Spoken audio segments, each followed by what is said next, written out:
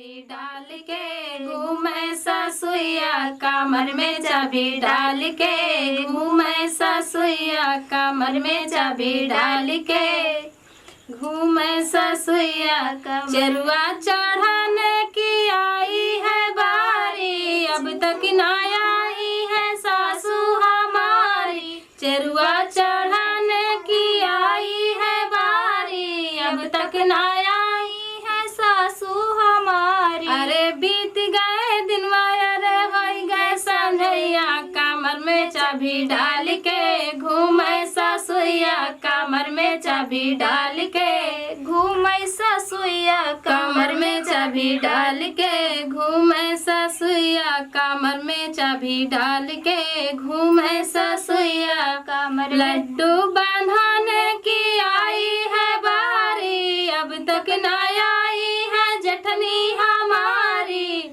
लड्डू बांधने की आई है बारी, अब तक न आई है जेठनी हमारी।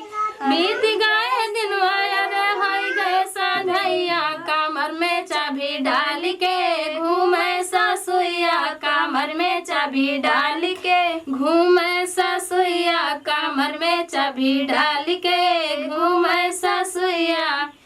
छठिया धराने की आई है बारी, अब तक न आई है ननदी हमारी।